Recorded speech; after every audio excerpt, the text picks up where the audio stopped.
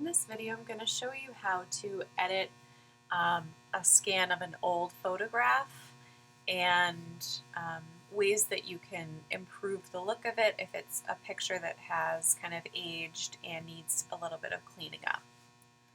So I'm going to drag my photo into Photoshop, and we're working in Photoshop CS6. So this is the image that I'm working with. And the first thing that I notice is that there is kind of a rough edge on top, so I'm going to crop that out. Depending on the scan or the image that you have, you might have this issue or maybe not. So I'm just using my crop tool, cropping down, and then I'll hit return and it makes that crop. Anything else that I'm going to do, I'm actually going to do on a duplicated background layer.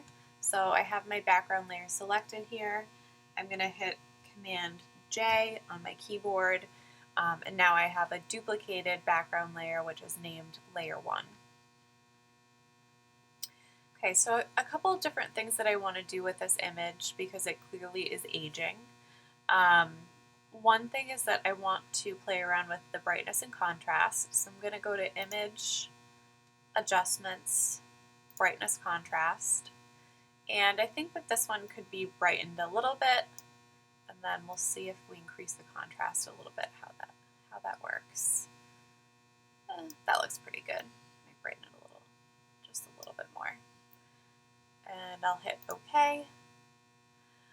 Some other things that you might want to play around with, depending on the look of your image. This one is sort of off balance in terms of color. So I'm going to go into Image, Adjustments, Color Balance, and I'm going to turn down the blue a little bit because the image overall has sort of a blue tone, and I think that we can make that a little bit more yellow.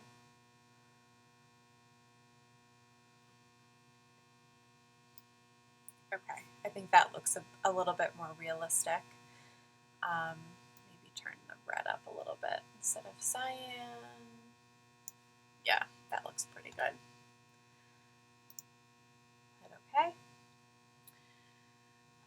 If you want to try adjusting the colors in another way, if your image has become low saturation, you can always go to Image, Adjustments, Hue Saturation, and you can change the hue a bit.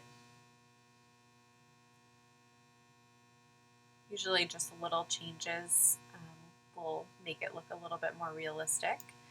And then if your image, like I said, is low saturation, you can always boost the saturation a little bit. I think that actually improves this one. Remember that you can always go in and adjust the hue and saturation of specific colors in your image too. Hit OK. I do notice in this image that there are lots of little spots that I wish weren't there.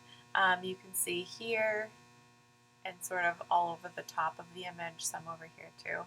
So I'm going to use my spot healing brush tool to kind of clean those up. So the spot healing brush tool is really good for little spots, and if you're dealing with anything kind of more substantial than these little spots, it might be good to use your clone stamp tool instead. So my brush size right now is way too big, so I'm going to go up to my options here and make it smaller. That looks pretty good. So now spot healing brush tool, really simple to use. You just really click on spots that you want to remove.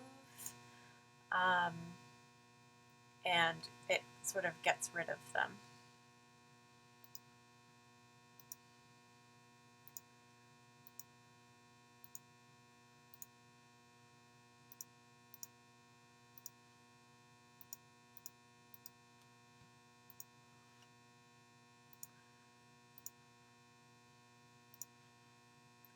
So I would just continue on using the spot healing brush tool to get rid of any of these little nicks in the photo that I have, or any of these little spots that we see here.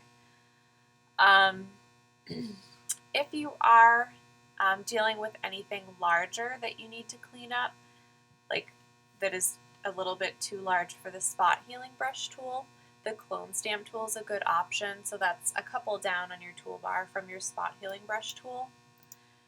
And the way that this works is you hold down Option and click on an area that you want to use to sort of paint with, and then you can cover other areas. So I see there's some discoloration of the carpet here, so I can hold down Option, click, grab some of this carpet over here, and kind of paint with that.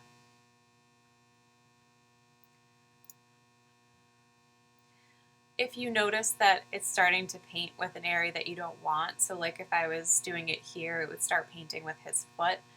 So I would just go back and grab some information again. So hold down Option, click, and then